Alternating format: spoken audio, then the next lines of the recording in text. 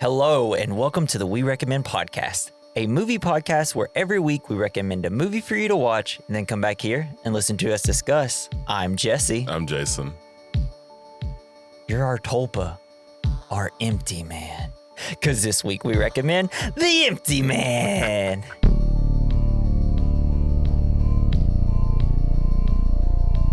Do you notice on the title screen how it doesn't have the letter P and empty? Yeah, it's empty, Why? baby. Because There's no people. It's nothing. There's nothing. His bladder's empty. You're supposed to stare into the abyss, right where that P is. P stands for abyss. Oh. Or P. That makes sense. Nothing made sense. Jason, what did you think of the movie and the ending? I really liked it. I really liked I thought it was a cool ass movie, and I really liked the main character, James. Yes. He was funny. He is but also pretty cool. So it's James Dale Badgley, something. I think he's always kind of just a side character in movies. He's like in Iron Man 3 and as just like a guy that's there to fight for five minutes in that movie. And a lot of his movies is kind of a side character. He's a blank slate of almost of a person in most movies. And I was like, oh, that's why they get, because he's perfect at just being a person, right? Yes. There's nothing really that special about him or anything. He's just kind of there, like all of us. I really liked his mannerisms. Like he's about to get chased. He's like, no. Yeah, no. He picks up the bear. He's like, okay. It's true. It's true. That the line of no, it's a perfect delivery. Yeah. It's honestly the most. Yeah, that's what everybody would think. I'm from San Francisco. It's just like, when he started saying that, I was like, all right. He's an NPC. When he said it for the second time, I was like, this guy is not real. He's seen some things. I just felt like this is weird dialogue for this guy all of a sudden. Because all of a sudden it's just like, oh, I remembered I'm from San Francisco. Let me say it 3 times in 30 minutes in the movie. I'm like, there's something to that. You think I haven't seen things? Yeah. I'm from San Francisco. Yeah, man. This movie, so it came out in 2020, right? Pandemic. So this is actually a graphic novel. Oh, cool. Yeah, they took everything away from the graphic novel. I was going to ask if it was a comic book. Yeah. And so I guess it was kind of like this whole like doomsday cult thing in the comic book. And the Empty Man actually brings like a plague or like disease. Funny that it came out in 2020. Yes. It's honestly kind of a perfect 2020 movie. I'm surprised I never heard of it. Yeah, well, that's because so it didn't have very good test screenings and it came out with kind of bad negative reviews. And then it had one trailer. They dumped it in theater for like a week or two and they're like, fuck this shit. And then they're like, it's COVID. Here you go, HBO Max. Yeah. And then people were like, actually, kind of good. There's rules. What? Why did nobody like this? Like, why did critics gonna have a thing? And then it kind of immediately, it's a movie that came out, immediately got a cult following before it even had a chance to have any sort of following, really. And it was like, cool. And so I was so excited to watch it and I didn't know anything about it. And then I was like, oh, this is my shit. As everyone should know now, because of all the movies we've covered this Halloween season, this is my shit. The cults. Cult shit. It's so fun to me. Where was I going? Yeah, but yeah, and it was the last movie made by Fox under the Fox title before getting, and then they got bought out by Disney and then Disney was like, I don't know what to do with this shit. We don't make these type of movies. Put it on Disney. Here it is, streaming services. Everybody enjoy it. So that's why it also doesn't even have like a physical copy release. Whoa. They're just like, it made no money in theaters. It's like, there was no marketing. How could it make money in theaters when there's no marketing? And they're just like, there's no reason to even put a Blu-ray out. So I had to buy it on Amazon. Oh. Because this movie deserves to be bought in everybody's home. Did you think the ending was a little too... I thought it was pretty rad. Yeah, okay, it was cool. Like, did you understand the movie, like, in any way, or? Yeah, I mean, I started to. Pretty well grasp what the idea was. I didn't really get what they were talking about in the cult. It's like nothing exists. It's nihilism. If something does exist, essentially, you can't explain it. Yeah, there we are. What? Like, everything that we see is just, we're essentially floating in an abyss, just thinking it, and it becomes what it is. Time. Hell yeah. Thought plus concentration plus time equals flesh. That math doesn't math for me. but I get what they're saying. That's true. There's no numbers in it. How could you math it? All right. So I actually want to go back a little bit for our discussion of Longlegs. Very similar kind of movies, right? It's like a detective story, but there's like a weird paranormal element to it. And did you like this movie more than Longlegs? Mm-hmm. And what about this movie connected better than Longlegs? Maybe if that's even like if it's even a movie that you can kind of combine. I just thought because Longlegs very Seven like, kind of how we discussed, whereas like very David Fincher. This is made by David Pryor, who literally, like the title screens on DVDs and stuff. He like does that behind the scenes stuff for David Fincher movies like Fight Club. Oh, cool. And all that. He did that for it. So I was like, very David Fincher vibe to it. It looked almost like Gone Girl in some scenes. Yeah. But yeah, I was just curious as like, what did you find or do you just prefer cosmic horror versus, hey, Satan's in the background? I do prefer that. Yeah. Cosmic horror rules. It is cool. It's so good. I also like the cult aspect is pretty awesome. I know Longlegs kind of had it was culty, but a cult of one person. Yeah. Yeah. It's more like a cult and not just cult. I don't know. I'm more a cult, not cult. Okay. Yeah, I mean, that makes sense. I think I do like this movie more than Longlegs, even though Longlegs is a little bit shorter, which is nice. That is nice. But I don't know. I felt as I was rewatching it for the second time a couple of days ago, I was thinking, man, there's some things that could be cut out. But then like rewatching it this time, I was like, no, it kind of all needs to be here. It needs to trick us. It needs to kind of make us a little like invested in the character just for him to pull the rug out and be like, doesn't fucking matter what this guy had in his past because he didn't have a past because there is nothing. Are you sure? Yeah. I was confused about that. No. This man was just manifested by Amanda and her buddies. Yeah, Manifestation 14. But he never had a life. Like he never. She wrote the script. I just thought that maybe they just confused him a bunch. They thought the man up with those thoughts in his head. So he didn't know Nora or anything. So everything that's happening didn't actually happen to him. Damn. Okay. Wah. Well, that's I know that they explained that, but like I kind of didn't. I thought maybe they just tricked him. The cool thing with like what the movie's about, which is nihilism, is that if you don't understand it, just be like, it doesn't matter. But nothing matters. I guess it's the ultimate cop out of a movie. Yes. It doesn't matter. But like the cops, he's like, I used to be a private, or I used to be a cop in the other state, and then the other cop's like, yeah, I heard about you. Yeah, wasn't happening. None of that. I don't think it was happening. It was just all in his head. Or I mean, maybe it happened, but like maybe he was thinking that it was happening, but it wasn't actually happening. Did she also? So confused. Did she? It's kind of what the movie's about. How did he know how to investigate stuff? Because she made him an investigator? Yeah. I mean, it's all was just like the whole entire town is a cult. The whole town? I mean, that's why he doesn't. Yeah, I guess so. Because you remember whenever he goes for the second time, we see him go back to the place and they're like, God damn it, James, you're not a detective anymore. Very classic hard-boiled detective type movie.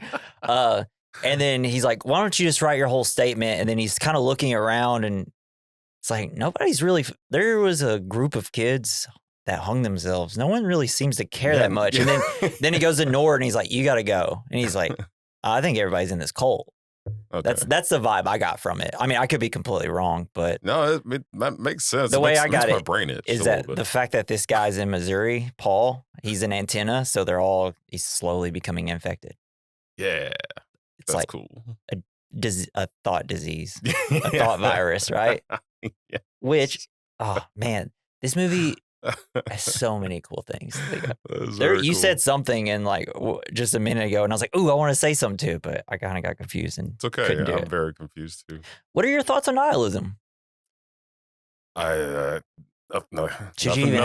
to say. Should you have any thoughts on nihilism? Is there any point of thinking about nihilism? Is there any point of thinking about anything? I don't know. I feel like if you're a nihilist, that's cool. I don't think it really makes sense. You know what? Like this movie, like makes me think, like, nihilism isn't that bad. You know, it was when it says, "To say you are right and I am wrong divides us," and I was like, And that hit, I was just like, that's true. I was like sinking into my recliner. I'm like, fuck, should everybody watch this movie? Should everybody There are a lot of things that that? I wish people would just stop thinking about because it doesn't matter at all. Yeah. So I guess that makes sense. Or stop listening to people that are trying to divide us, things like that. Yeah. Stop listening to people that are saying that other people are wrong because, hey, guess what? It really doesn't matter. But I do think everybody just needs to wake up with this in their ear. Oh no! Yeah, that would be awesome. That's what Snake did to me last night. I woke up this morning. Snake says, he's just tonguing your eardrum, just clicking his tongue. All right, I got one more question for you. So we've kind of done quite a bit of cult horror movies here. So do you prefer cosmic, satanic, or folk horror? Ooh, I kind of like all three, so it's tough to answer. I like cosmic and folk more than I like satanic. Yeah. I just feel like satanic's been so overdone. Yeah, it's like so last. It's so last BC. No, I think the other two are more interesting. Yeah, well, it's because, like satanic, it's, more of a spiritual thing. Cosmic's more of a space, like, yeah, like Lovecraftian. Something out in the universe, right? And like, folk is what comes from the ground and nature. And I think those are interesting ideas. Both of those things have more tentacles than the satanic does. Yes, exactly. I like that. Oh, man, when the empty man said, yo, you ready to see my full form? Just got a tentacle, like, I was like, what? That was because the first time I was like, man, this is pretty cosmic horror-y the first time I watched it. And then when I was like, tentacle, cosmic horror, there's a tentacle. It is 100% cosmic horror now. It's not cosmic horror if there's not one tentacle. Just letting y'all know. There must be a tentacle. I love tentacles. Yeah. All right, let's get into some facts because I'm ready to get in this movie.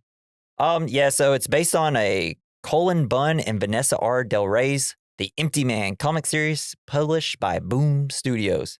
Yeah, essentially it's about the empty man just like infecting people, and then there's like a disease. It's like Wi-Fi. Like yeah. A Wi-Fi disease. Yeah, essentially. It's an antenna. So the fictional high school in Webster Mills, Missouri is named after Jacques Deirdre? Jacques Deirdre. I don't know. Hey guys, nothing makes me feel dumber than reading. And I feel like I failed myself by not reading more as a kid. And it's ultimately probably what's wrong with the entire world. Hey, readers make leaders. Yeah, readers make leaders. And I am a guy who has a podcast. You're leading me. Yeah, I'm leading you. I'm leading you to these fucking good movies. But he was a French philosopher known for his theory of deconstructionism. Many of the statements, which can be read in the questionnaire handed over at the Pontifex Institute meeting, while not direct quotation from him, have a clear relationship with the works of Deirdre. So, I guess a lot of it. So a lot of this, like all the things he looks up, like on Wikipedia. Oh, Sorry. Let me delete that tab. TM. Yeah.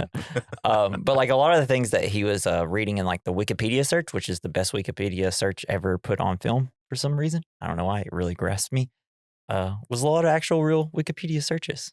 Well, so I didn't like really stuff about the Tulpa was real. Yeah. What's a Tulpa?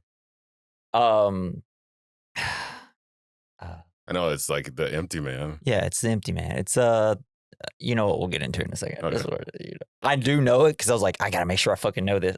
But now that I'm in the podcast, I can't think of it. I have it here somewhere. I do not have it here somewhere. What is a tulpa? I know there's like the tulpa, like up in the mountains. We used to call those big fat green worms the tulpa worms because they're not called. They're called something else because they live in tulpa trees. Okay, so so the term tulpa refers to being created through intense collective thought and meditation. So for the empty man, a tulpa is created by a physical vessel. Is to be a tulpa created to be a physical vessel for a powerful and ancient entity. The cult's tulpa, or main character James, is constructed being with fabricated memories and emotions. Cool. Yeah. So I guess a tulpa is a thought form of being manifested through spiritual practice and intense concentration. So, you're just like, ooh, I'm going to think something real hard is going to be here. It's the secret. Yeah. It is funny, like listening, watching all these kind of like cult things, like all of them are like, almost kind of a type of religion, right? Like whether it be the folk movies, the satanic ones, or even like this nihilistic thing, it's like they all kind of say the same shit.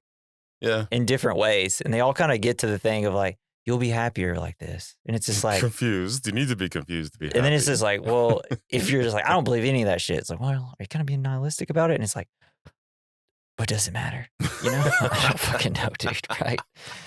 Boy, it's too early in the morning to think this shit. So the word pontifex is a word used to refer to a high order of priests in Rome. It can also be literally translated to mean bridge maker. Cool. Or a man who negotiates with God. The Pontifex Institute in the film echoes these motifs. They act as priests who call the empty man. They build the legend of an empty man around bridges, and they receive messages from the empty man like he's a god. It was strange. It was strange how they went from blowing in cool like wind, like the little flutes they had, to bridges and bottles. Yeah, because so yeah, explain it. Please. Yeah, because it made no sense. So I mean, the empty man. Well, the entity in the empty man, the bone man, it's not. You don't need the fucking like whole thing, right? It's essentially is you think of the empty man and you believe it so much that you blow in the bottle, and he's like, "I got you." It's a thought. It's a thought disease, right? It's a thought virus. All right. So essentially, that's all it is. Like. Doesn't matter what you blow in, but I think the idea is that Paul, he's, as they says a little later by that nurse at the end, is like, yeah, he kind of moved all over the place. So it's essentially like his antenna was there spreading. Oh. And the way, like, I guess the idea is like, oh, we want kids to do this. And what do kids love? Bloody Mary, Candyman, shit like that. So it's like, do you make Bloody Marys? Yeah, it's like kids love Bloody Marys, man. I do too, a little spice on the rim. So it's kind of that idea of, it's like they made it almost a game so they could spread, and the empty man or the entity can get its long tentacly get fingers all on you. Bone fingers into your body. Fuck that skeleton rules. Oh, I want one in my house. He had too many fingers. He had so many arms and too many fingers. God dang it. Got a normal ass head. What the hell, empty man?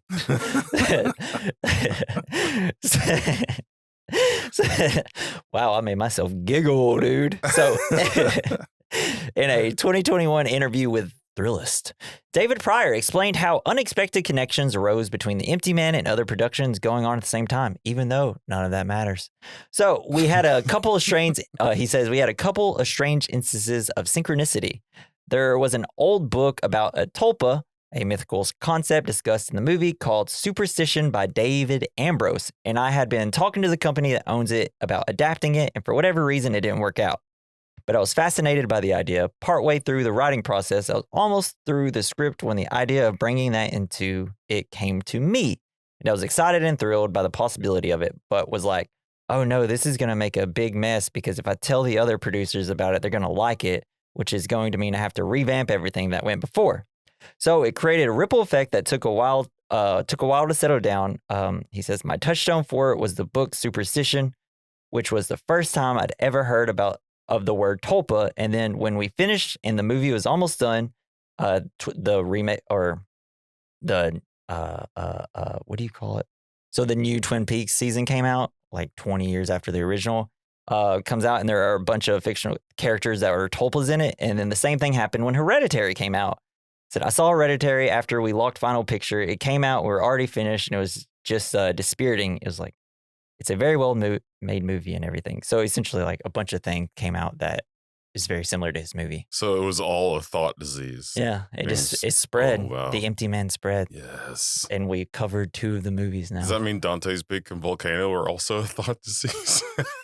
That is one company hearing another studio doing it, and they're like, well, now we have to do it, but we got to get it out faster. Hell yeah. Same with Armageddon and Deep Impact. Yes. Yeah. They're like, oh, we have to rush. You could almost say money is a thought disease. Oh, wow. Yeah, it really is.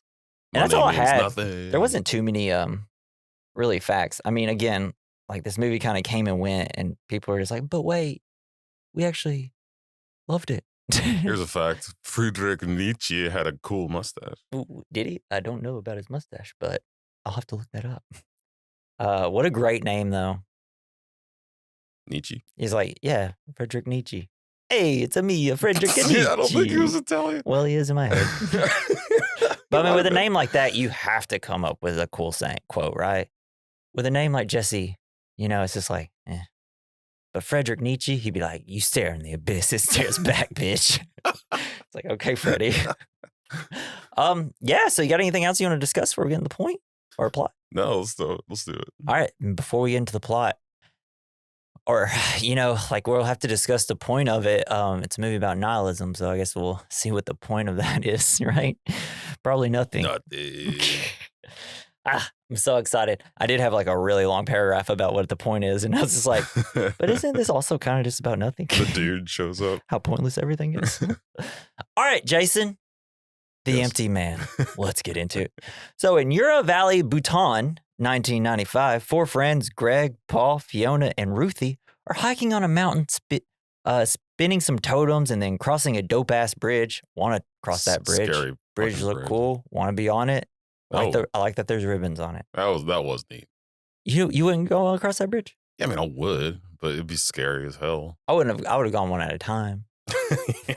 But then, it kind of gives a close up the bridge. That's a giant ass chain. Yeah, there's that bridge is fine. They worked really hard on it. Sure. Yeah. I was like, where did these monks get these chains? Big ass chains. Fucking ancient aliens. I thought it was gonna be wood, and the first guy was gonna just walk backwards and fall through it. Yeah, it looked fine. Yeah. So they reach a spot they have been searching for a while, and then a text reading "Day 1" appears. Very similar to some things David Fincher does in his movies. So Paul then seems to hear something calling to him. He walks until he falls down a crevice. That sucks. I love it. Before he really hears it, you can kind of start hearing the blowing yourself, in the score.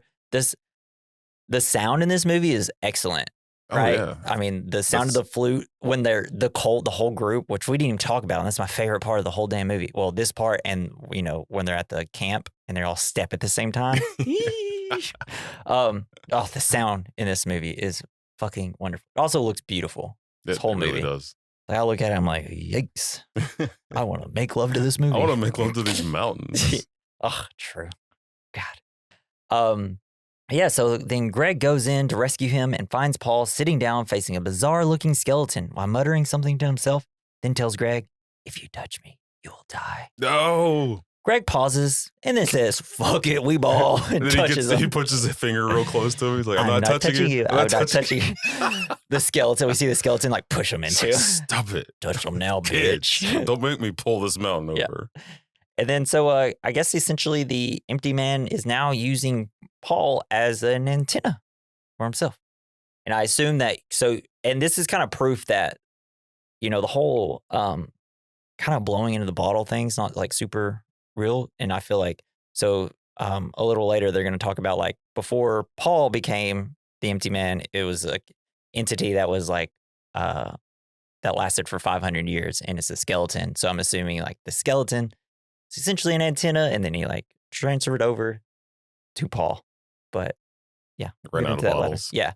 Well, it's just in the end, it's because maybe he was so close to the actual thing, he didn't really need the bottles or anything, or I don't know. And also, we'll learn. I got a little bit later. I'm sorry. I'm kind of getting ahead of myself here. I should just follow my notes because I lose train of thought. So the friends carry Paul out and spot a nearby house with nobody in it. So they stay there for now. They find he is holding a flute-like thing made of bone. Greg checks him for any medical issues and bug bites, and Paul seems fine. We see he used to be a cutter. His girlfriend Ruthie is super scared. Greg thinks it's in his head. It's if it's not there's nothing wrong with him and it's not his head, it must be in his head. And it's damn. I didn't realize that. I must have missed the part where they said he was a cutter. He pulls up his things and there's just a few marks on each hand. And then a little later it's and then he asks is he been okay? So. Yeah, the sorrow. Because I was wondering because they said it could only affect people with deep sorrow. Yeah, and that's him. He's got deep sorrow, which is also why he gets Amanda because her dad died. Yeah. Yeah. So, yeah, if it's not his head, it's in his head. Great fucking line. So Ruthie wants to get him to a hospital, but they, like hiked 5 miles. And if you look outside, Ruthie, bunch of snow. Yeah. So the pass is unpassable. Not going to happen, girlfriend. So that night, Ruthie makes a great decision to blow into a flute-like thing and then quickly falls asleep and immediately wakes up and hears a sound, or hears no sound for a second. So like all the sound cuts out, which this is why I wanted to bring up how good the sound is in this movie. But then it sounds like someone is walking in the house and they are staying, but no one is moving. First, you hear the empty man. Oh, shit. Whoa. But yeah, it's like, I love how I put, like, makes a great decision to blow into the flute. But I'm like, that's the first. I would have done it too. That's the first thing it's I'm not doing. Like they had TV or anything. It's like, I see, like, oh, why do you have this? I don't have anything to blow in to make the noise. That's really a bummer. So then, day 2. Paul's condition doesn't appear to get better as he is just laying around in silence. Greg and Fiona go out to look for help. Then outside, Ruthie looks and appears to see a figure in the ongoing snowstorm. She runs to ask the cloaked figure for help, but then she realizes she might be in danger. It's like, I'm sorry, you see a cloaked thing like that and you're like, that thing's going to help me. Well, I mean, I guess. I mean, it is cold. You wanted something big on you. But I'm just like, no thanks. Yeah. I don't care if that person can help me. They're not getting in this cabin. It was badass when it kind of rose up a little bit. Yeah. Did it float? It kind of looked like it feels like it's floated. It's weird because it's got that cloak and it's all like. Yeah. It's billowing. Yeah. And so then she kind of steps to it and it steps back. And then she steps back and it steps forward. Dude. Unity. Shit. Ooh, they kind of talk about that. So the figure's matching her footsteps before starting to charge towards her. But she runs back inside the house and shuts the door. When she hears pounding outside, she continues to block the door until she hears Greg and Fiona. And they're like, what the fuck, dude? And then Rosie asks if they heard or saw someone outside. And they're like, no, that was you, dude. Are you on drugs? And then like they went to a Spirit of Halloween that was right over there. Yeah, it's like, oh yeah, we just bought that real quick. You know, there's like 10 feet skeletons. You should go outside. We bought one. We put it in a cave underneath the ground. It's got weird hands and everything. But I love like when she freaks out, she just kind of starts screaming, and then it cuts to Fiona and Greg's face is just like, fuck, we're in a bad situation now. Yeah.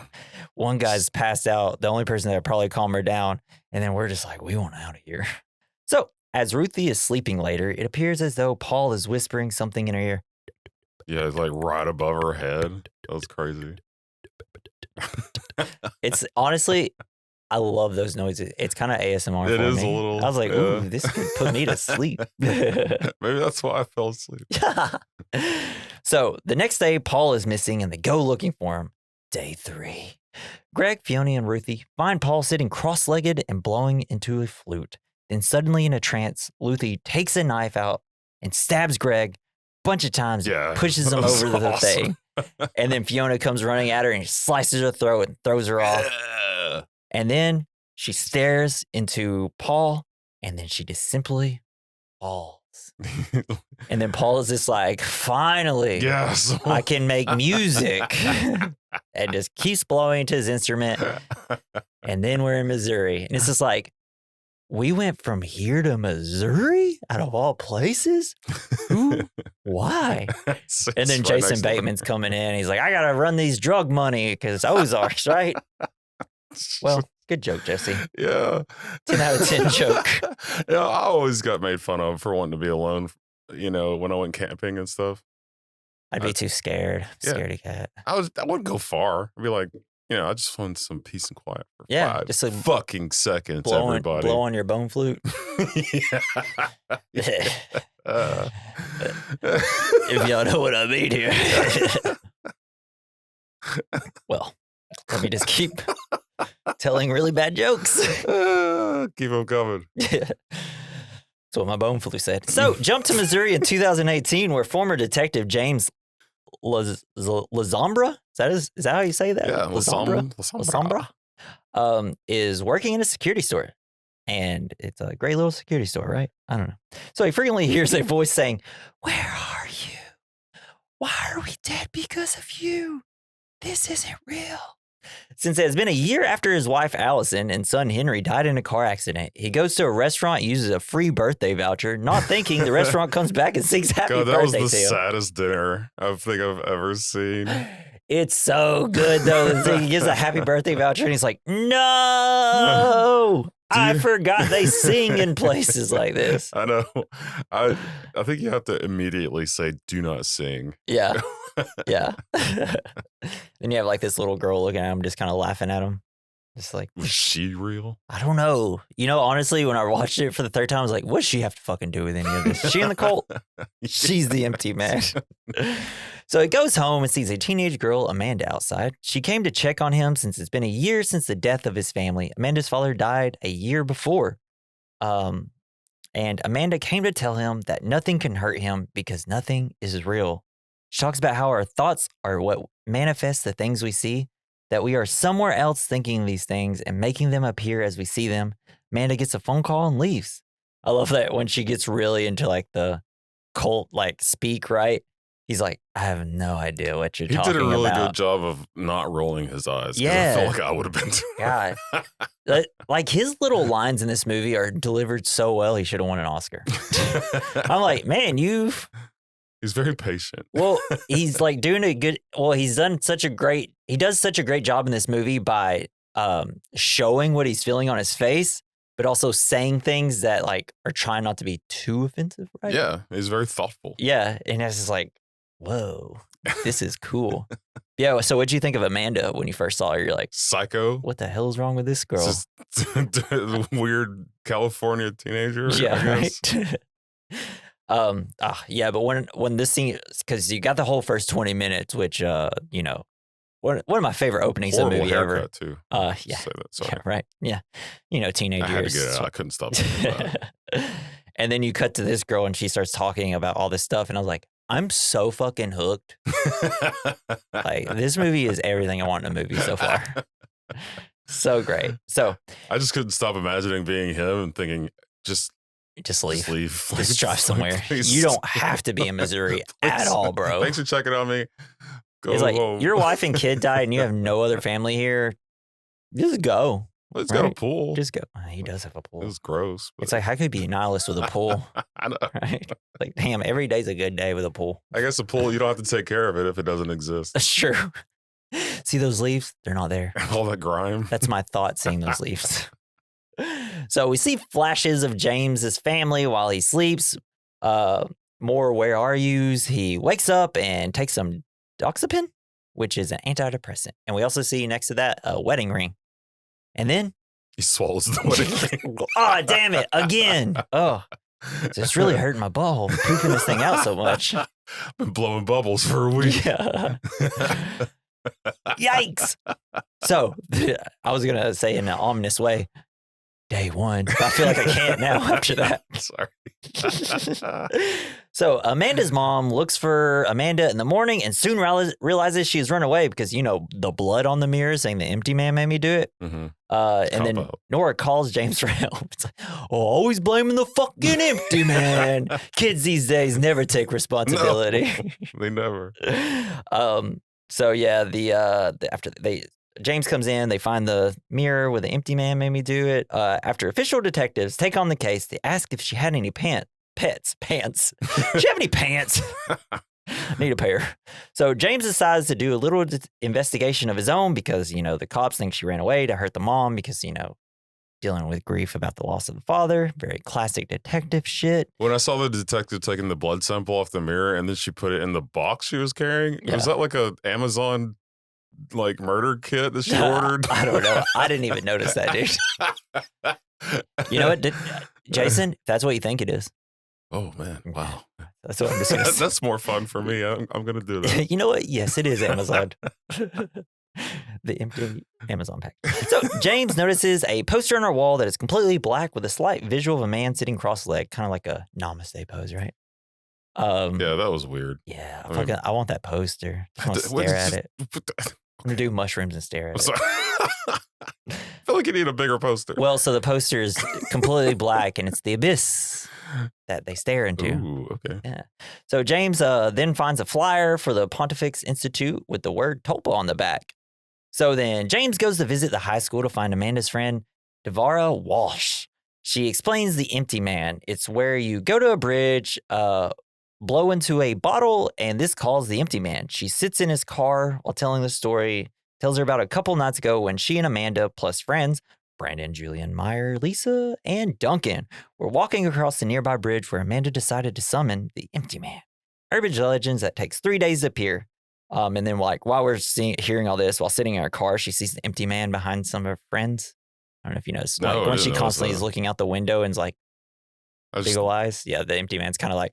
I just noticed that there were fewer and fewer people every time. Yeah. They looked around. Isn't it kind of weird? It was weird. Then they're all sitting there cross-legged. The thing is, it feels like a movie where the people in the background are purposely placed constantly. And yeah. I didn't notice it the first 2 times. And the third time I watched it, I'm like, anytime someone just randomly walked by, and I was like, the fuck is their deal? What are they doing here? What is this? We also get a glimpse of Amanda's life. She was while she was on the bridge, she was very lost, emotionally hurting, and thinking about death and everything. Obviously, a perfect person to join a cult. Yeah, and be a conduit for an empty man. As when she made the comment about if I would have cut myself, I would have done it long ways. Like, yeah. It's just like off. edgy, sad kid with no direction. Shut up. Obviously, the father figure in her life was a big important thing for her, and she lost that, and she became, I guess, lost. Right? I mean, that's what I feel like the point of the empty man grabs onto these type of people. Yeah. And those on cult people, we hear that on the first day, those who summon him will hear him calling to them. On the second day, he makes his presence known to them. On the third day, he finds them. You have a call from. All right. Will you accept charges? We had a baby. It's a boy. You have a call from your local state penitentiary. Nah, keep him locked up. He ain't ready. So the teens. So we see the whole scene of the teens there. It's just pretty typical teens. I actually thought the scene with all the teens were pretty good. They're all kind of assholes to each other a little bit, but it wasn't funny. None of the kids overacted. I thought it was a really good job. Devara, the girl that he's talking to, kind of makes fun of the girl and the guy that comes out and he's like, hey, you got a little bit right there. And that was the whole reason she blew into the bottle, because she's like, fuck that bitch, I'll blow into this thing. She's like, I just want to leave. Yeah. And I just thought it was a really, just some lost kids, just searching for something, and they find it in the worst way. And they didn't turn into vampires. Yeah. Oh, man. It's like, damn it, I got empty man, not vampired. So the teens all blew into a bottle as per tradition. After Amanda does it, they suddenly, Amanda does it, and she's like, I'm doing this shit, doing this dude. for real. She goes, sits cross-legged like the empty man, and then blows into the bottle and goes, the empty man, the empty man, the empty man. Saying it 3 times. Candyman, Bloody Mary, things like that. And where'd I get? And after after a man does it, they suddenly hear someone at the other end of the bridge that they can't see at first. At first you hear footsteps. Well, they thought it was a homeless person. Yeah, I was really hoping it was going to be a crazy homeless person. I'm the empty man. Me. I'm the troll under the bridge. So yeah, they do it, and suddenly they hear footsteps, then a blowing sound, and then they're like, oh man, there's probably nothing wrong, and then running, and they're like, ah. I didn't see shit. All this, there's nothing there. Okay. Yeah, I paused it to make sure. All right. The scares in this movie are great. There is one I don't like, but they do a great job with darkness in this movie. I do like all the psychological horror. Stuff. And it's just all the great scares. There's just one. It's the sauna. I don't like the sauna scene. Yeah, I thought it was dumb. Yeah. Devara also remembers seeing Amanda whispering in Brandon's ear, similar to how Paul whispered to Ruthie. I hope that comes up after I edit, and it's not just very Devara thinks she's seeing the empty man in the woods before she leaves James's car. Then she sees some kids sitting cross-legged and then staring straight and then looking to her. It's almost like the empty man has really spread into this town, don't you think? So James, he's going to go check all of Amanda's other friends. He goes to their houses. They're all missing. At Lisa's house, she sees that the same black poster in her room, but this time he can see something kind of moving in it. It's like this blue almost kind of wave in it. It's really cool. That is cool. Then he spots the Pontifex Institute flyer, then finds a dead dog drained of blood in the back. And that's what she used to put on her mirror. That was gross. Because like they asked if she had any pets, and Nora's like, why did they ask if I had pets? And they're like, the blood lady. She petted it to death. It's like, I love this dog so much. She petted the wrong way once. Yeah. And I love the fact that like the door's just open at this house and he just walks in without any issue, because that's interesting. There is no issue for him in this movie. There All is he's got no to do door. is just walk on the path he's walking. There is no spoon. There is no door. Shit. There is no closed door. It's just the thought that we closed the door that's there. Damn. Bum, bum, bum. So James tells Nora that he can't find any of her friends. And then I love that. So when the detectives are talking to Nora, the mom, they're all kind of just asking these like vague questions and just looking at all the stuff in Amanda's room, and like Nora's just seeing them do all this and like kind of shows her something, or like the other detective something like right in front of Nora, and they're like ask random questions, don't say anything about it, and just kind of walk out. And then right here, James is kind of doing the same thing. Don't worry or anything. I can't find any of her friends. She's like, there's probably nothing to worry about. Don't worry. And then Nora's just like, why does everybody keep saying things and not explaining anything? I'm like, you guys are being real shitty to this girl that is not experiencing any of this probably. Yeah, and I feel like the cops are just like, she's an adult, we don't care. Like they said earlier. Yeah, it's very classic, It's not a lost child anymore. Very, very classic idea of, like when the worst things happen to people and then you learn like, oh, the cops just didn't give a shit. Yeah. Type in all those true crime things. But I think it's because they're in on it. Probably. Doesn't matter. Probably. None of it matters. They're all just like going in there like, man, Amanda did a really good job with this cult stuff. So later, James goes by the bridge to continue looking into Amanda's disappearance. He finds the bottle that they were using and he blows into it. Come on. You just heard the story. Then suddenly, because when he goes there, you hear all the cicadas and all the bugs and the rustling of the leaves. And then after he blows, he walks a little bit and suddenly all of the nature's noises disappears. Yeah, that was cool. Mwah. And the wind blows the leaves Perfect. a little. Yeah. Oh, it's so good. It's like dead silent now.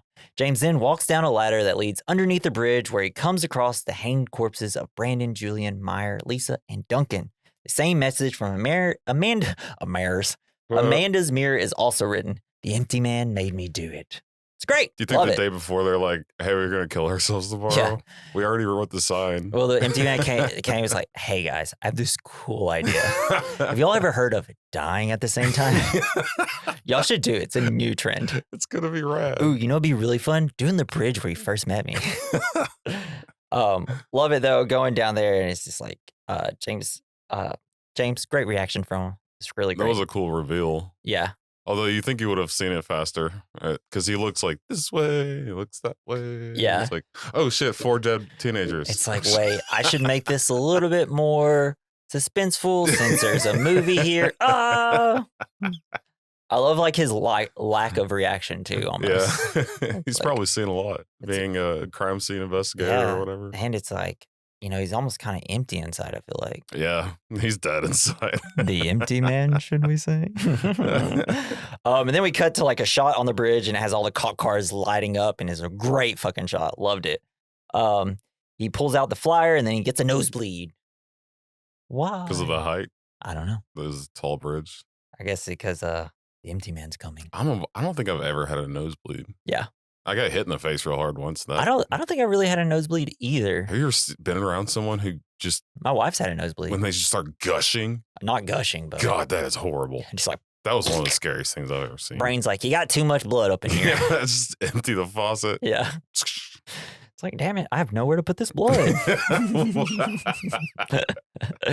So, meanwhile, while all this has happened, Devara enters a spa and she gets naked, she gets in there. Once it gets really foggy, the empty man attacks, stabbing her with a pair of scissors, but making it look like she was stabbing herself. It is officially ruled as a suicide. Yes, but you don't die if you just stab yourself in the face bones, right? Well, she did it a lot. It was a few stabs, bro. It might have hit the brain. No, it was just scissors. She was just like right in her cheekbone. Well, that just would have hurt a punch. Well, I think it killed her. It did. Therefore, obviously. It killed her. So the reason I don't like this scene is the empty man's hands and robe. Yeah. I kind of wish we didn't see any of that. Yeah. Right? Because it just makes it appear as just kind of like, I don't know, it's kind of a lame little, like Slender Man type thing or whatever. But I mean, this is the only time where I'm like, oh, the empty man's kind of lame. But I just don't think it's a very well done scene. No, I mean, they need it to explain the fact that like these people are killing themselves because the empty man's making them kill themselves. You would have been better if he just like just hotboxed her in the sauna. Just like, and she's like, she's like, shit, girl, take a puff of this. It's just like, too high, dead. Can't think about nihilism. Gonna die. That's not what I was talking about. But okay. I know. Dutch just oven. Like lock her. Oh yeah. It's like the empty man won't stop farting. But so actually, now that I said that, the reason I think that the empty man had to physically come in and like stab Devara is maybe that because she was more resistant to it and didn't take the blowing into the bottle as serious, but it was still attached. Maybe he had to come in and like do it himself. I guess. Right. And it also kind of took away the psychological horror part of it, like where he was physically doing it, but then he kind of shows her, is she lifting herself up in the air and stabbing herself in the face? I don't know. Thought plus concentration plus time equals flesh. I don't know, dude. Yeah. That's all I know is that algorithm. Okay. So James finds the circumstances of the officials ruled that it's a suicide. He's like, that no one's just fucking stabs himself in the eye like that. Yeah. To death. Whoa, damn. Girl, a freak. The detectives tell James about a woman feeding her baby to a pack of dogs because she believed the toddler was whispering to her, and wrote the empty man on the floor. There's a great line because the detective's like, I mean, we could put her in jail, but will that really do anything? You can't indict the cosmos. Hell yeah. Put that on my wall or something. Put that on my tombstone. That'd be cool. It's like someone's like, man, that guy must have been hella metal. They go back and listen. It's like, this guy's just a fucking nerd. So later that night, while listening to his recordings of Devara, we get the greatest Wikipedia search on TV of all time. In the search, he learns that the Pontifex Society, is what it's actually called, is a doomsday cult. He learns that the Tulpa is essentially thought plus concentration plus time equals flesh, as in think hard enough and you can make a person, I guess. Yep. Or that we're out there somewhere in the abyss and just thinking and creating the life that we see. That's kind of what I was kind of taking and what it is saying in the Wikipedia. And I guess it's a very, very Willy Wonka way of thinking about I mean, you just like, if you kind of think about it, I mean, it's a woo-woo. Everything we come up with, we just kind of think of. I mean, are you real? I don't know. Am I? Is any of the rules I follow real? No. Do we even need rules? No. Do I need to go to a job? I do, because then I'll be homeless. But you just stay here. Am I stuck at my job because I just can't think of a different way to get out? Kind of those type of things. Like Beavis and Butthead, and make yourself so fat that you can't be evicted because you can't go through the door. Yeah, get me out of here, dare you. Wherever you put me, gonna have to just stay there. So you better put me in the right spot.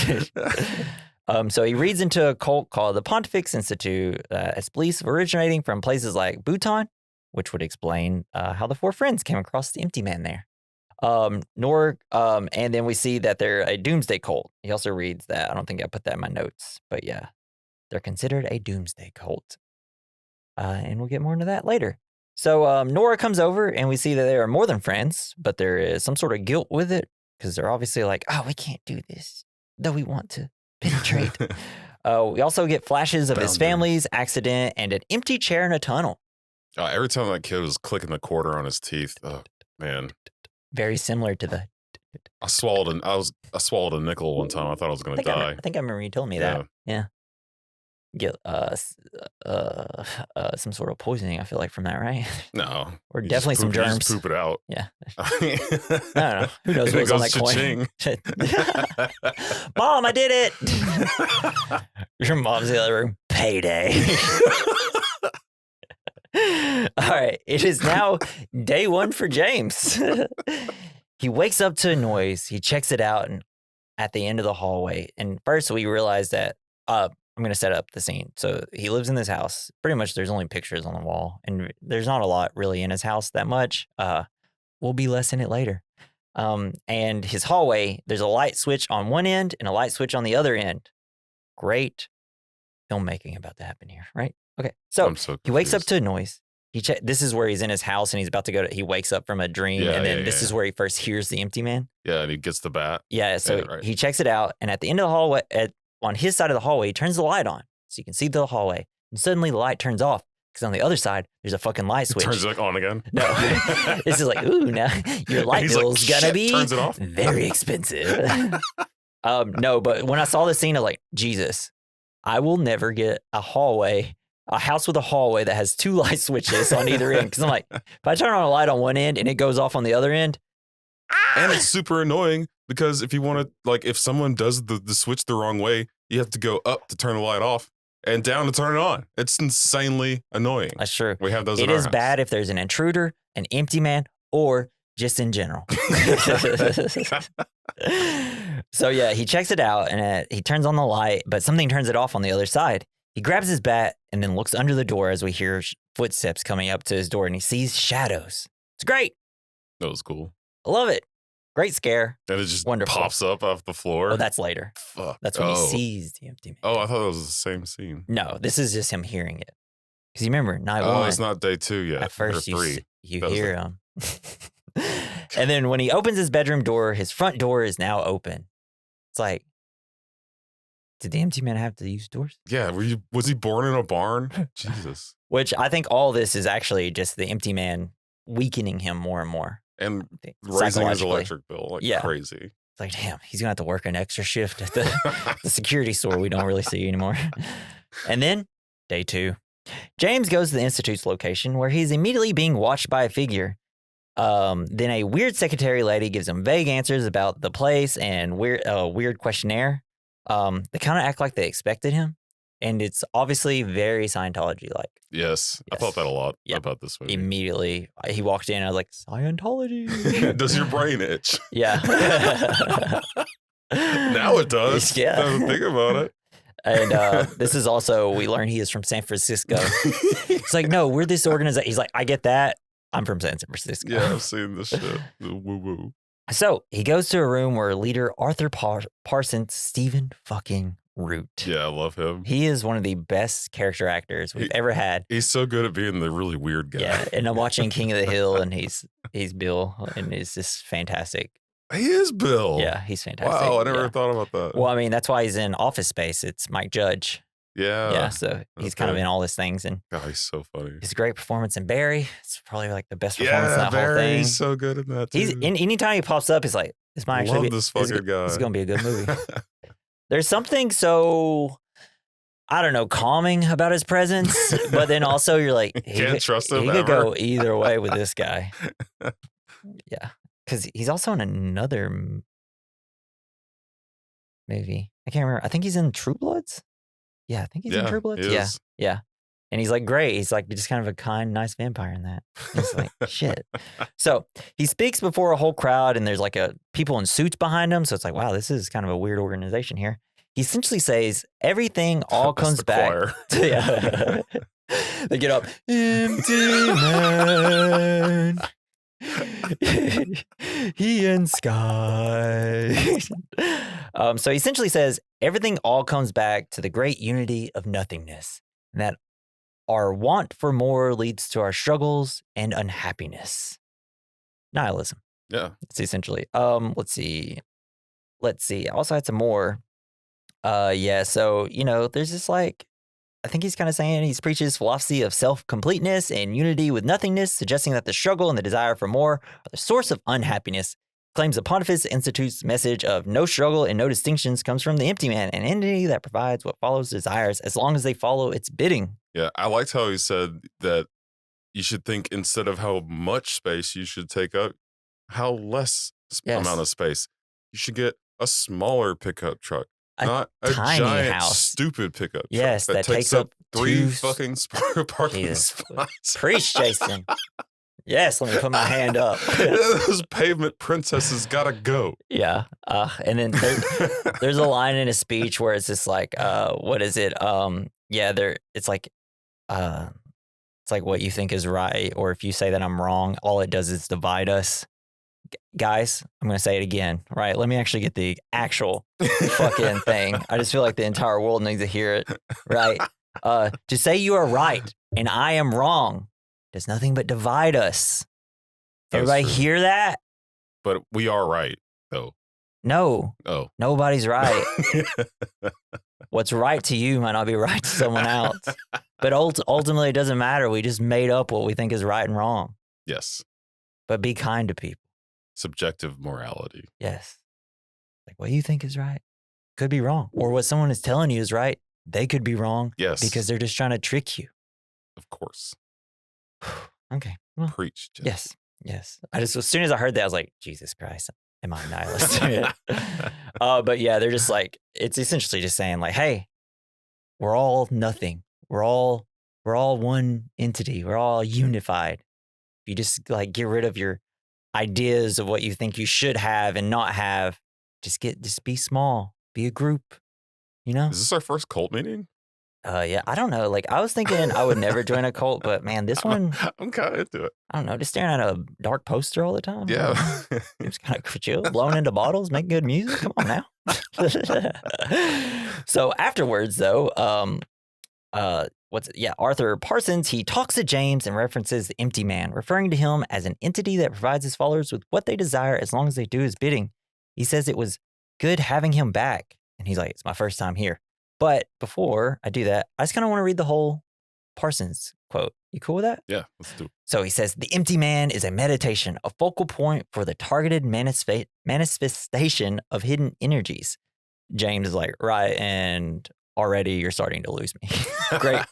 Arthur says, just as a man feeds and is fed by the biosphere, the atmosphere, so it is our thoughts fed and are fed by the noosphere, the sum of all conscious thought, transmission from which can be stimulated through the application of certain vectors. He's doing his little hand motions, very much like a virus, thought virus. You can't see it. James like, well, what is it? And then Arthur, the veil between form and flesh and the means by which it can be pierced and the two allowed to commingle. We're each of us blind in our way. Distractions rob us of focus. Technology robs us of memory. Repetition robs us of comprehension. You know the child's game, if you say your name enough times, it becomes gibberish. Never played that or heard of it. That's what that is.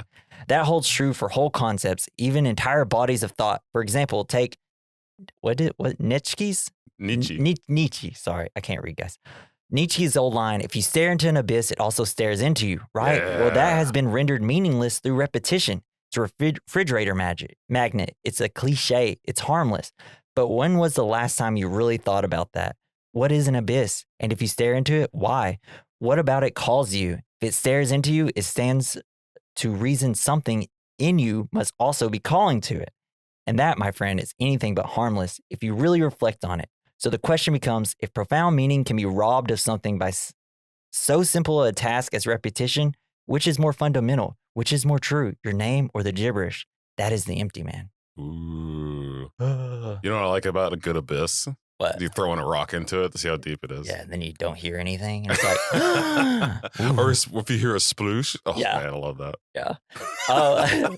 I do love the idea of whenever it says like repeating the same things over and over until it becomes meaningless.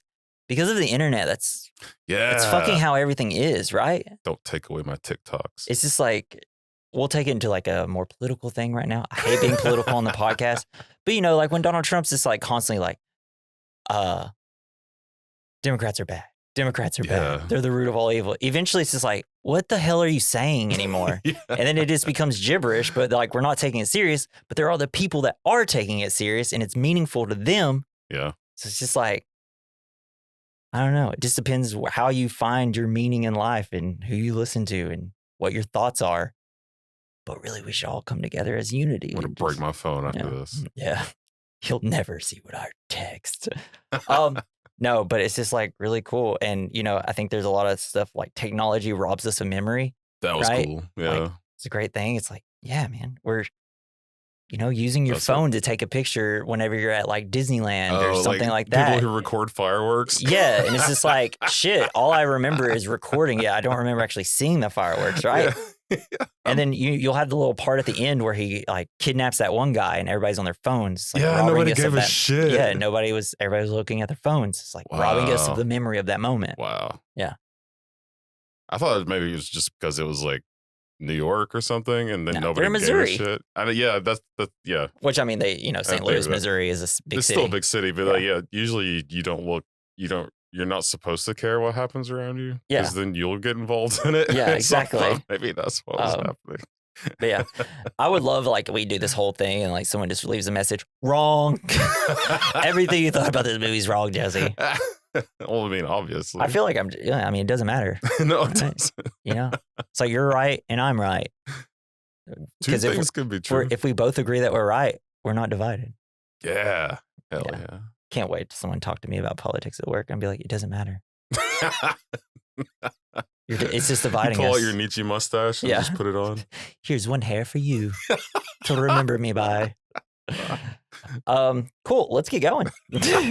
So then, James, he's like, so he's like, all right, I'll see you later, Stephen Root, I'm out. And he's like, it's good seeing you again. He's like, I was never here. And it's like, oh, must just be a memory then or something. Must be something about you. Yeah. And it's like, what does that mean?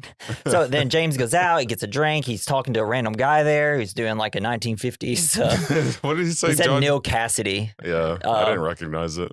He asks if he's seen Amanda and he says no, but James is like, fucking liar. Yeah. I love James. I do too. He's such a great, like, this guy. So James starts snooping around the church or whatever it is. He goes into a room where people stay and learn. Nobody's following him. People just seem to let him do it. Deeper and deeper into Then we see, like, there's like, it's almost like, what do you call that? Like barracks almost? Yeah. Like, almost like military type place where you stay. Then we see a group of bald ass men staring at a black poster and doing the weird voice thing. I feel like the poster should have been bigger. Gibberish. Maybe a tapestry, not like a plastic poster that's going to reflect light, because that's going to draw your attention away from it. It needs to be something. If you have the right thoughts, that's all you need. You don't need to take up more space, Jason. What, did you not just fucking listen to him? I guess. Damn, learn the lessons of this movie. Next time you come over for the podcast, I'm just going to be staring in here just at the black blanket I have on the wall. Is that why my cat stares at the corner of the wall all the time? Maybe they're he's a nihilist. The empty kitties. Dude, I mean, yeah, cats I feel like are the ultimate nihilists, dude. Yeah. They see you like, you don't matter. They don't give a fuck. Until they decide you matter. So James then walks past some files where we see one called Manifestation 14. He then goes into an empty room where a woman is talking to a few people discussing their philosophy. While listening in, everyone hears a noise from James.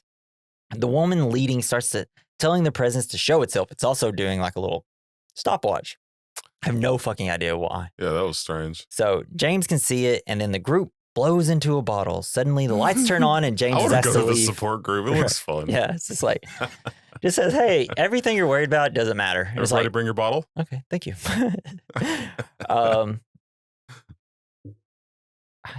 What is it? Oh, yeah, when they turn on lights, he's like, how you doing? Does anyone else have nothing to share? And they're just like, exit? Yeah, that way, okay. Free coffee? Yeah. Love it. So James finds the guy he showed Amanda's picture to. The guy says Amanda has been there. He's like done up like a 1950s fucking like cool guy. And it's like, just like use old timey words a little bit. Or like, what does he call him? Like cat or something like that? Yeah. These cats. Yeah. And it's like, what the fuck are you doing? Yeah, I can't quite figure that guy out yet. I don't really know. He might not even be real. I don't know. He isn't. He was manifested by James, who is also a manifestation. Let's not talk about it. So the guy says Amanda has actually been there, and we'll later know she was in that little group. He says she is at Camp Elsewhere. It's where they have their great release. I saw that movie. I'm gonna release at Camp Elsewhere. No, wait, that was What was that place called? Fat Camp. Yeah. Or something. I rewatched that movie. You know what movie isn't as good as you remember? That one. Except for the end. When Ben Stiller, though, is so good. He's so funny. He's just doing like, I'm doing my Ben Stiller thing, and it's fun. I will say some of the kids are pretty funny in it. Yeah. There's some good parts, but it's like, this is old. They do horrible push-ups. If you watch when they do the competition. Yeah. You know, they're struggling, man. Who the fuck is watching them do push-ups? I don't know. This is a military camp, right? The Empty Man. No, wait, I'm thinking of something completely different. I'm thinking of Major Payne. Never mind. Yep. So James then goes to the place called Camp Elsewhere, where we see the cabin from the Wikipedia search where they're talking about that there was like some murders there or whatever from the cult. He is able to get inside a cabin and he finds files for Amanda and her friends. Then he finds a red folder with his name, but it's empty. Why is it empty? It's not because he's the empty man. And I love his like, yeah, okay. That is funny. You guys are funny. It's like, this is good. All right, I'm being played here now. He just opens it up and says lol. Yeah. Well, because now he knows like, oh, that fucking guy sent me here on purpose to see all this. Because he's curious like a cat. So he goes to the cabin from the wiki search. It is filled with bottles and a single teddy bear. He then finds VHS tapes and one titled Manifestation 13. We see a group of people doing a ritual. Then they stop and we see a deformed man gasping for air and scratching at his stomach, opening a wound and drawing a symbol of the empty man. The tape cuts off and the teddy bear is gone from behind him. Eek. Here comes all the eeks, baby. And then he sees a light outside and he goes outside and he hears chanting. He walks and sees a large group of people running around a giant fire. Are they naked? No, they're dressed as the empty man. I couldn't tell. As we've seen, they got their like hoods and stuff on. As they're dressed as like the empty man, they're in lockstep with each other. James sees a fire, rises into the sky, and then he looks into the sky himself, and it kind of blurs. That was cool. Almost. And then James looks like he may faint. James decides to walk away, and suddenly all the noise goes out. The fire is gone. He sees the whole group looking at him, and the spotlight goes out. As he moved, or they kind of move towards him, towards where the little bridge is across the water. And they move together in unity. That was weird. And then he sees that and he's like, yeah, no. The greatest horror movie line ever muttered. yeah, no. It was perfect. It was like, I've seen enough. Yeah, no. Then they suddenly run after him because they do that like he steps forward, they kind of step back, he steps back, and they step forward and they step forward. And then he runs away and they're all suddenly attacking him. They're throwing bottles at him, jump on his car. Then he drives off. He's like, what the fuck was that? It's the big group of the bottle kids. Yeah. Hell yeah. This scene. Yeah, that was badass. So good, right? They're all jumping on his car and shit. It's just the eeriness of them all. Like, imagine being out, going to this camp and seeing this group of people huddle around a giant bonfire, just running in circles, stopping, running the other direction. Fire goes up, then you're like, I'm out of here. And you turn around and the fire's gone. And then all of a sudden they're all staring at you and then it's gone. How do you think they put the fire out so fast? They peed on it, right? Empty man. They had to surround it and all pee it on it at once. Whatever empty man was in the sky at the part. Even though the empty man, I keep calling the entity the empty man, just easier to call it that. But the empty man is not the entity that's entering it. Yeah. We don't know what that thing's called, I guess, technically. But yeah, great scene. And then him just being like, what the fuck twice was just like, that's the appropriate reaction. The dialogue they give this man is perfect. But I know. Just the stepping forward and stepping back as a giant group and the sound of their thuds is so good. Yeah. First time I watched it, I was like, greatest movie I've ever seen. So then we cut to James giving the files over to the detectives. The other detectives chastises James for getting involved in the case when he is retired. The cops don't seem to care, and James starts getting the idea that they may be a part of it. That's what I took from that scene. Because they're just like, yeah, you've done everything wrong. And they seem to like be pissed that there's any sort of lead in the case, right? Like, we didn't want to do shit about this. We only got like a bunch of dead children showing up and we don't seem too worried. We're so busy not solving that case. We have 4 people in the office not doing anything. The best job ever. Yeah. And then so James goes to a security store to lock and load.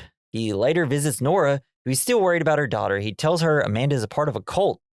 Nora then gets a call and it's the Oh, man. Call. And he's like, yeah, we're getting out of here. I thought it was funny when he's like, I don't want to scare you, but, well, maybe I do want to scare you. It's time to start officially scaring you. So there's like, all right, we got to get out of here. They drive to a hotel. He's like, no one's found you. And then James asks her if Amanda knew about the two of them apparently being together. But Nora says no. Nora's asked if they have punished themselves long enough. We see more flashbacks to Nora and James hooking up while the accident happened.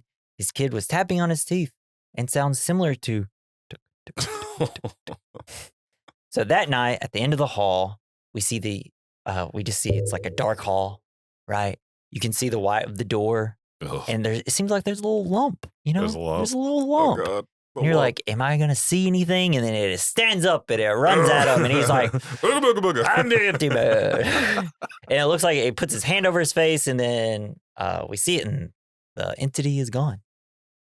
And I just believe all this is just kind of weakening his spirits even more. Yeah.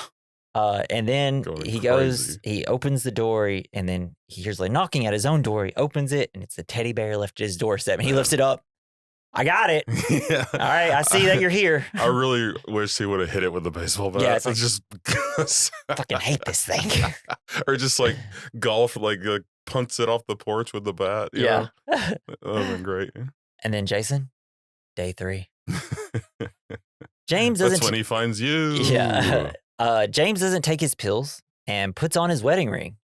James starts following people associated with the Institute, like that Neil Cassidy guy.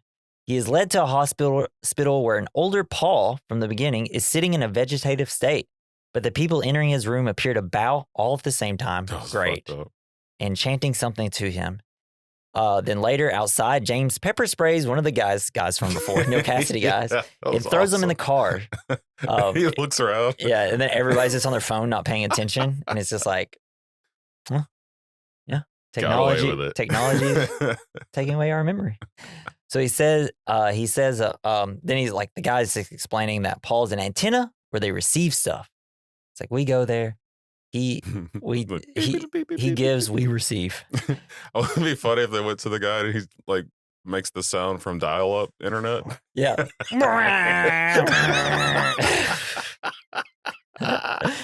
It's like, and then like, doo-dung, you've got mail. Kill your family. Yeah. Opens up the mail. It's just like, I should have known it was that. Another spam mail from the empty man. So the guy says, thought is transferable. He says the entity needs an empty man to enter, and then essentially the end of the world will happen. He says that he is coming down with him and that James has the itch in his brain. He then punches the shit out of him a couple times while he laughs like a maniacal villain. Great little scene. Loved the little laughter. Like his red eyes. He's like, yeah. I'm just thinking this is happening. Then he just leaves him there handcuffed. Yeah. That was great. It's like, the guy's like, probably then after he leaves, like, oh shit, I don't know actually how to get out of this situation now. Hey. I'm in the middle of just like, it's a little rundown part here. I don't know who's around me and I can't see with pepper spray. It doesn't matter that I'm handcuffed in an alley. Yeah. It really doesn't matter, but it sucks.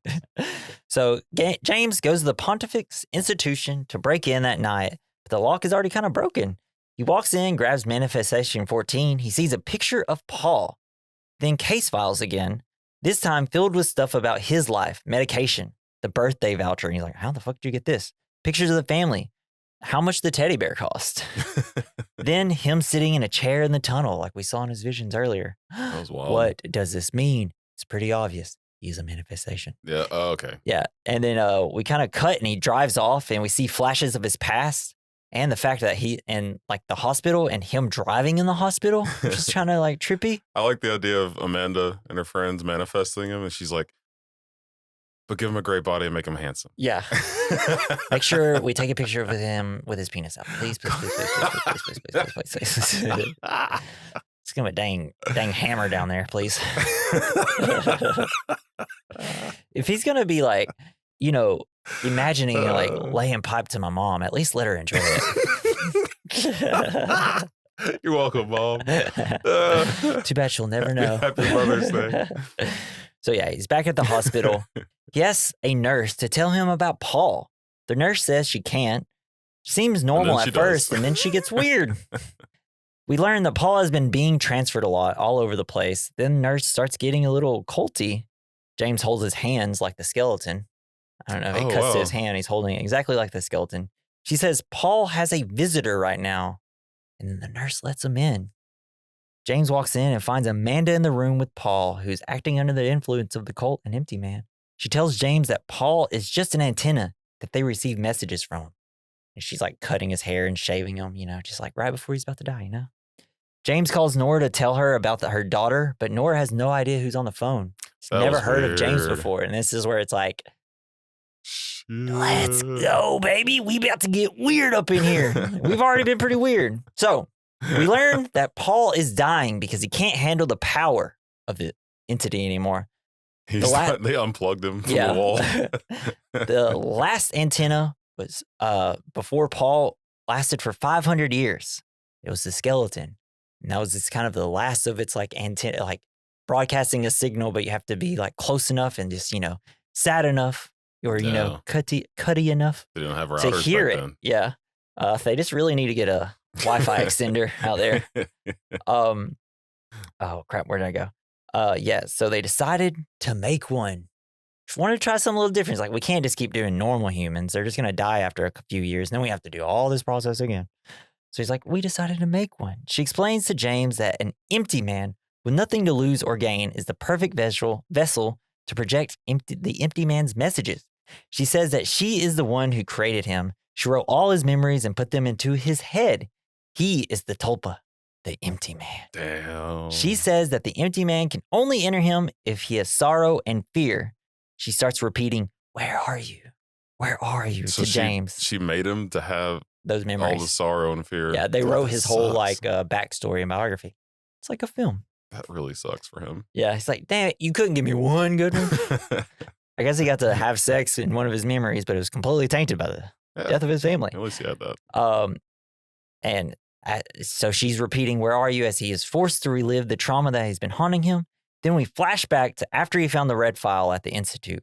We see him walking up to the same group of people from earlier, and we learn that Amanda was also there, and we learned that he was the noise that he heard while the group was calling for the empty man. He then is teleported to the chair in the tunnel, then to the cave from the beginning where the skeleton now moves and vibrates and disappears but moves in the wall and comes out and chases James. He gets caught by the empty man and it enters through his mouth, tentacles and all. That was awesome. Cosmic horror. That was sweet. Yeah. So, I know you have a question. No, I don't really know what my mind is kind of. How could he be at both places at the same time? Yes. Was he born the moment that he walked into the room? Is that what she's saying? The group of people, were they the ones summoning him? That doesn't make sense to me. I have a little lizard brain. I want to say yes. But what about all the stuff that happened before? All just memories? There were the 3 days ago. Yeah, it was pull my hair out right now. It was all put into his brain. Damn. So, yeah, it's all just thoughts, man. Nothing's actually there. That's cool. It's just thoughts for him. He is the walking, incarnation of nihilism, essentially. Yeah, man, when those tentacles popped out, I was like, fuck, go. Yes. I know, I was like, I want more yes, tentacles. Why when it's he in the sauna did he not have one damn tentacle? Yeah. That would have made the whole scene way better. Yeah, just the whole vibe where it's almost like melted plastic kind of covering the empty man is so good. And just getting hands coming out of mouth. Hands coming out of his chest, yes. And it says oh, that's right, he had so many hands in his skeleton. Yeah. I guess all I can say is cosmic horror's metal, baby. Fucking loved it. It was great. And then we flash the night of the accident while James runs into the house and finds nothing in there, just an empty house for an empty man. Oh, On the night that Allison and Henry were killed, he was engaging in an affair with Nora. He has since blamed himself for not being there to have prevented it. James, now fully drained of his consciousness and humanity, goes into the hospital to Paul's room. He unloads his gun into Paul's head, creating the symbol of the empty man. The doctors and nurses, all members of the cult, look to James as their new empty man and bow. That was fucking rad. I loved it. That's why I think like all the I think the entire world now is completely under the control of the Empty Man because he's a doomsday cult. Fuck yeah. And the guy in the alley was just like, get ready to watch the whole thing burn, baby. It was so cool. He just blew his head to smithereens. Yeah. I think he shot him like 5 or 6 times. times. Yeah, he unloaded his clip, man. And then it like perfectly makes the little, like the little symbol of the Empty Man. It was awesome. Yeah, so good movie. Yeah, I liked it a lot. It gets better the more you watch it too. It's a fun part. Once you know everything, you can kind of see all the details. And like I said, the third time I watched it, I was like, I'm pretty sure everybody in this town might be a part of this cult, or they're not, and it's just like the cult's already kind of taken over, and what we're seeing is just these memories put in his head. Yeah. I mean, it can kind of be a little wonky at the end, but I think with like the premise of the movie, where our thoughts are what's happening, is kind of what the movie's about. And it's like, well, if we put thoughts in someone, he has all these thoughts. Like, is it real or is it not real? Or is it just, it's kind of. Is there smoke coming out of my ears right now? Well, like when people think of it's almost like the thing when people are like, are we in a simulation? Yeah. And it's just like, well, I mean, this might like our thoughts might solipsism. Our thoughts might be the simulation. I mean, who knows? You may be in an abyss out in space, this thinking up your own version of what's happening, and like the version I'm seeing of you is not there. It's just what I'm perceiving. Right, but like the only thing about hard solipsism is that it doesn't really mean that much because this is the only reality that we have proof that exists.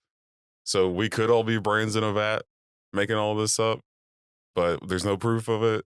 Yeah. So we just have to use the reality that we have. Yeah, but so that's what that kind of breaks. But what if it's my thoughts that made you say that, and then in your only brain glass tube that you're in next to mine is like having this same conversation but slightly different. You just don't know it. In my reality, but in your reality, you're acting insane. In your reality, you're the one doing all the notes and like reading this off, and then I'm like, what does this mean, Jason? And then you're like yelling your thoughts at me. I do love the Futurama heads in the things. Yeah, it's in great. The glass bottles. It's one of the best parts. It's got Walt Disney's and everything. It's great. So, Jason, I know we kind of talked about the point a little bit, but what's the point of the movie? That I guess that nothing matters. Yeah. Do what you want to do. Yeah. Your life was what you make it. You like to see homos naked. From Joe Dirt, you remember? Yeah. Home is where you make it. So at first, I just kind of, usually when I do this point, I just kind of type out stream of consciousness, right? Yeah. So at first I put, does it have one or need one? Kind of the point. There's no point. Nihilism. But then I just kind of sat there and thought, and I was like, I guess the point of the movie is that there is no point. It's all meaningless, and everything we create is just that, something we created for the sake of creating something to make us feel happy, but all it leaves us is unhappy because we want more. We're just not able to comprehend how to get it. Makes me want to read Nietzsche. And when you let go of the idea that anything has meaning, that you can truly be happy because nothing matters, and what... Ooh. See... I disagree that nothing matters. Well, I don't think that, actually. Right. Okay. But I think that's what the point, I think so. Like their whole cult is. It's just like, if you think about not wanting to have more, you'll be happy with what you have. That's true. But we gotta have. Or we're all just empty vessels, just hearing thoughts and people's opinions and it becoming what we think. Damn. Which is kind of what, like Reddit, YouTube, it fills Facebook, your body with cortisol, makes you angry, Instagram, and die faster. These people we decide that are important and they should have power. We should just listen to them and just take everything they say as fact and, believe what they believe, even though we have our own personalities and thoughts, and we shouldn't just let people tell us what to think. Hell yeah, Jesse. This is where the rebellion begins. Yeah. Dang, our podcast's getting taken off the internet because it's too much truth. We're too woke. But yeah, I didn't expect this movie to make me think this much. Yeah, this is great. And I feel like I really enjoyed a different person. Usually I'm gonna edit this and play my little handheld video games. So I'm just like, maybe I should just stare. No, I'm not. I'm probably gonna play a video game or clean the house while I'm editing. That's a much better idea. Gotta make sure to block out all the bad thoughts, right, with video games. So Let us know what you think the point of the movie is. Did Jesse nail it? Did Jason nail it? Are we handsome? Does it matter if we're handsome? What's the point of being handsome, right? But yeah, in the description, we'd love to hear your thoughts, even though I just kind of rattled off why your thoughts don't matter to anybody but yourself. So don't give your thoughts. But just we'd love to hear that, right? Cool. I want to hear your thoughts so I don't think about my own. Yeah. So yeah, Jason, let's talk about some of the things we thought about this movie, like the good, the bad, the ugly. Fine. It's where we discuss the good of the film, something we liked, the bad, something we didn't like, the ugly, something that didn't age well, the fine, something that did age well.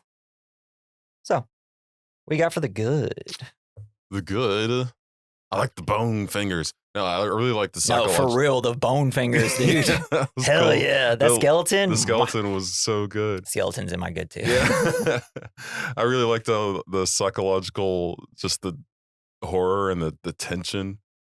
I don't know. It was really good. Yeah. Really and it being so trippy, it's kind of frustrating that you're not, it's like, am I understanding this? Which just kind of makes it more suspenseful a little bit. The moment to moment was so, what's the word? Satisfying, yeah. I guess. Yeah. And it's just like beautifully shot. So like all like the scares are just so good and they're so smartly done. And like the only time the scares aren't the best is when you see almost too much of the empty man, which is in the sauna because it's so bright. That was my bad. Yeah, that's my bad too. But I said cosmic horror. Yeah. I really love it in movies. There's not a lot of great ones. Really. Sure. It's like when I think of cosmic horror, I just like usually I'm just like, I don't know, they're fine. Like this was just kind of better. It's like it's because this movie is just kind of a slasher, cosmic horror slasher. It's kind of all it is. Which might be the reason the sauna killing scene is kind of the bad scene because I'm like, so it's a slasher. What if he was just waiting in the sauna? Yeah, he's just sitting there. He's like, damn it, someone's. I wanted to be alone. Just like he's like, pour some more water on the rocks. Yeah. Yeah, we said our bad. Sauna killing scene just doesn't work. The ugly. The fact that this movie just got dumped. And, yeah, that's for sure. Should have had a huge marketing. It'd been great. Yeah. I was really surprised that I never even heard about it. Yeah. It's crazy. Yeah, there was a lot going on that year. Like what? I know. Like the empty man happening and then having this whole COVID the mask thing. Yeah. And yeah. Miss those masks. Hate smelling everybody's breath, man. Smelling my own breath. We didn't know what we had with those masks. Yeah, you could you never knew what was behind it. It was very intriguing. Yeah. It's like living in like, when we got like the rush of like new employees and it's like, I have no idea what any of these people look like. Oh, it's so hot. It's just is like, then once everybody took off their masks, I was like, how long have you worked here? Put that mask back on. Put that mask back on. It was more fun when I didn't know anybody. Yeah. So what do you got for the fine?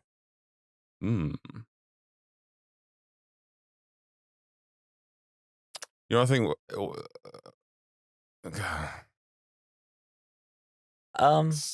psychological horror. Yeah. Yeah, that works. Cult. One of my things is I fucking love cult movies. Yeah, damn it, cults. They're always good, even when they're bad. I also put the fact that it actually came out during COVID was kind of a perfect time. It's a little frustrating that because around then it's just like shit. We can't do anything.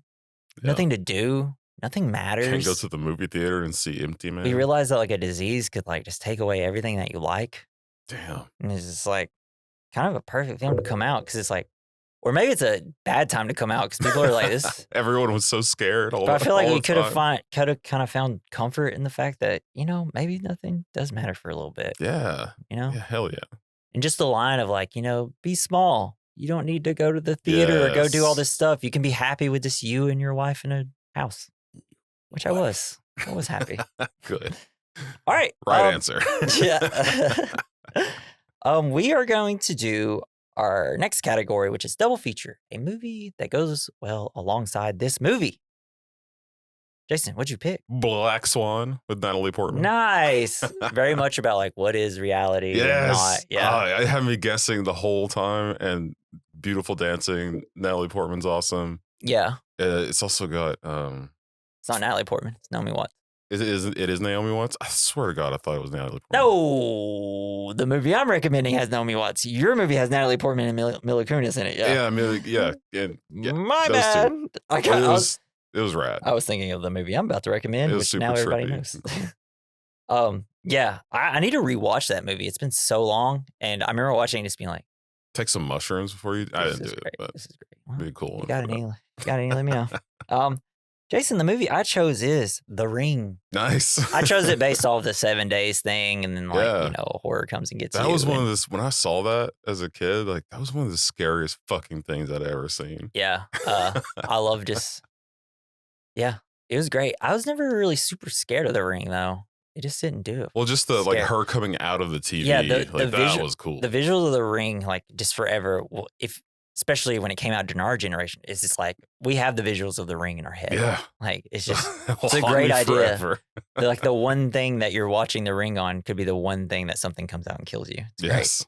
It's great. I'm out. Good choice. I should watch The Ring tonight. It's got that great video in it. Oh, it's so good. And then the Scary Movies 3 spoof of it is so funny. Oh, so good.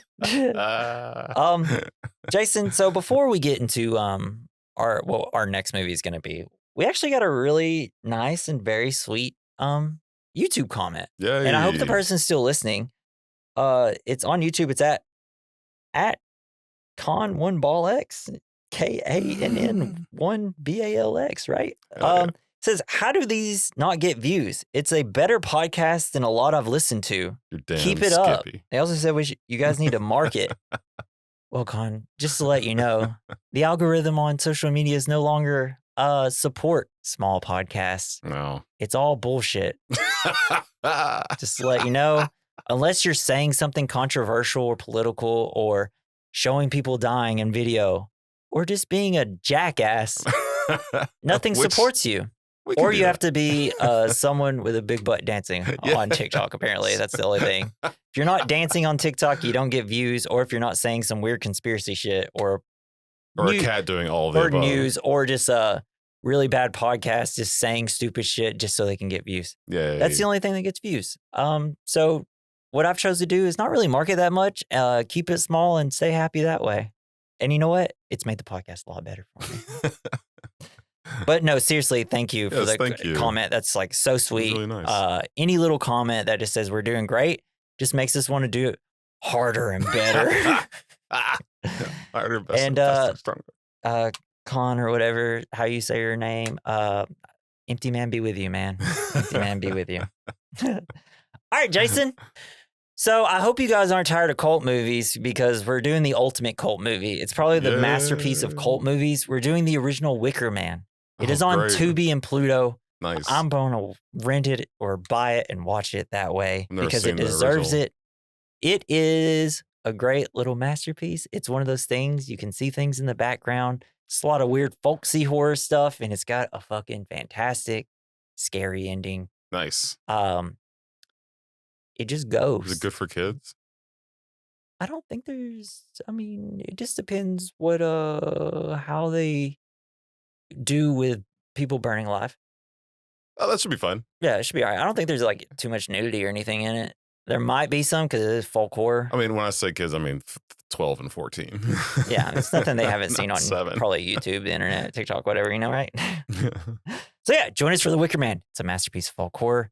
I just feel like, as we just kept picking movies, I just not realizing I keep picking cult movies and just being like, well, it's too late to stop now. If we're going to do all these cult movies, might as well pick like the masterpiece cult movie, right? To end off Halloween because there's only one more week of Halloween, even though there's technically like 2 or 3 for us right now.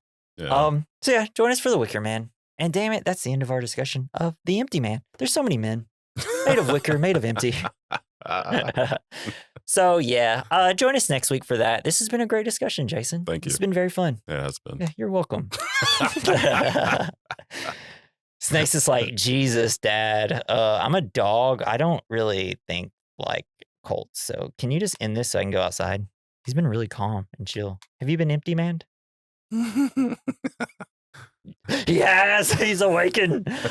Yeah, join us next week for The Wicker Man. Leave us some comments in YouTube or through our description. If you're on certain platforms, there's a link and you can just text us straight from your phone. Or at the end, bottom of the description, we recommend mailbag@gmail.com. You can send us whatever you just want to send us through there. You can follow us on social medias. We don't really say anything or do anything. Maybe when we get bigger, we'll post things so y'all can be more informed about us. But I don't think anybody that listens actually follows us on social media. Yeah, probably not. It's all good, right? I am dragging this out. But this has been the We Recommend podcast. Thank you, Joey Prosser, for our intro and outro music. You can follow him on X at Mr. Joey Prosser. I don't think he uses it. Who wants to use that shit? Thank you for listening. This has been the We Recommend podcast. I'm just saying things over and over. I've been Jesse. I've been Jason. At first, you hear our podcast, and then you see our podcast. And 3, you fucking listen to our podcast. Bye.